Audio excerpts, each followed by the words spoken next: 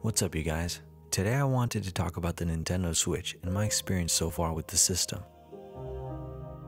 Never have I gone out of my way to get my hands on something like I did with the Switch. I actually went from store to store, checked online, burned time on Reddit, the whole spiel, and finally just waited hours multiple times like I'd seen many people do, just to get one, and I'm so glad I did. Now I've had one for quite some time and I wanted to give you my thoughts on Nintendo's latest console. With the Switch, you genuinely get the full console experience on the go. It may not be the most powerful system, but it's definitely enough. With good technique, developers can deliver some pretty amazing games on the platform. Honestly, I'm amazed at how Nintendo has sucked me back into gaming over the past few months, after not having played in years. I think it's because unlike other platforms, they focus primarily on gameplay and not just fancy graphics and cinematic storytelling, although they do have some of that, just not the oversaturation of other platforms. As far as the console itself, the build quality is what you would expect from Nintendo. Great, but not so great. By that I mean that it's obviously built to be durable, but aesthetically the materials are prone to scuffs, so be careful with it. The size is not as big as you'd think when you first open the box, but it's not small. It's just right so that when you play in handheld, the field of view you do get feels huge despite the screen not being much bigger than my iPhone. I also picked up a few accessories for the Switch, some of them way before I actually got my hands on the console.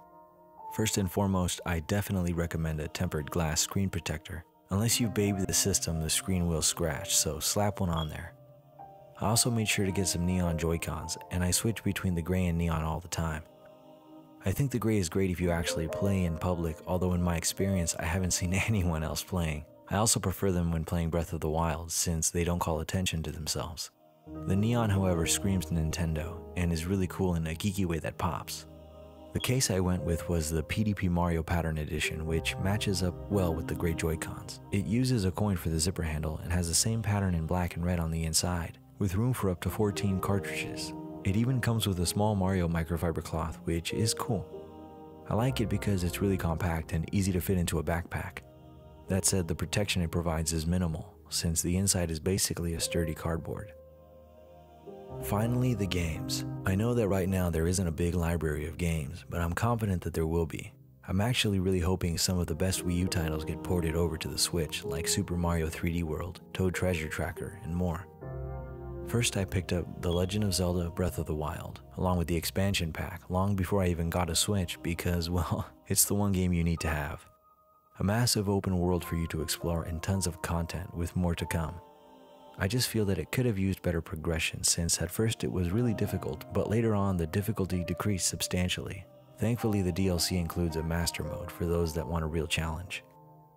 Later, I also picked up Super Bomberman R, which I think people love to hate. If you play on hard mode, the game is really fun and extremely challenging. If you're a fan of Bomberman, I'd get it, especially since they've reduced the price now. I never got to play Lego City Undercover, so I also picked it up, and the game is hilarious. It does have some frame rate issues which are really annoying sometimes, although thankfully it's mostly in the early areas of the game, so if you decide to pick this up, know that it has those issues. Snake Pass. I love this game. The IP is so cool and has me wishing they would make an amiibo of Noodle and Doodle. You basically move around a level collecting things with unique controls that make the game feel really fresh. The music is amazing, and it's also a beautiful game. A lot of people complained about the resolution when first released, but with the patch, it looks a lot better, at least for me. Also, when you first start up the game, it tries to calibrate itself to the Switch, and for some reason recommends a really contrasty setting, which, no. I found the sweet spot to be the middle or slightly above the middle, making the game gorgeous. I also picked up Snipperclips, but I haven't played it much, since that's more of a multiplayer game. I'm sure later on I'll have more fun with it. You basically solve puzzles with friends, but you can play single player and just switch between characters. Wonder Boy and the Dragon's Trap. This particular game, from what I can tell, is basically a reskin of a classic game with an updated soundtrack, and you know what? That's okay. It looks gorgeous and the soundtrack is true to the original. It's a really fun game and worth picking up if you enjoy classics. Mario Kart 8 Deluxe.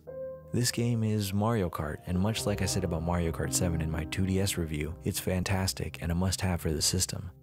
I love everything about this game except the fact that a lot of the content is unlocked from the start, if not all of the content, other than car parts.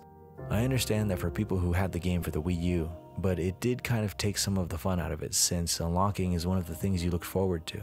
When you finally manage to unlock this or that, it feels good and adds a sense of accomplishment to the game. ARMS. Now this game is incredible. I've been playing non-stop since release, and it's great for both long sessions and short bursts. It's a lot of fun with some really interesting mechanics, and can be easy or extremely challenging. The AI in this game is really strong too. I'm sure at some point someone will find one character that can just spam this and that to win, but with Springman the game is a lot of fun. Overall, I'm really excited to see where the console goes in the coming year and very optimistic about its success. While other consoles are doing the same old stuff, Nintendo is doing its own thing, and I think that's fantastic. Anyways, that's my take on the Nintendo Switch. If you enjoyed this video, hit the like button and don't forget to subscribe. Thanks for watching.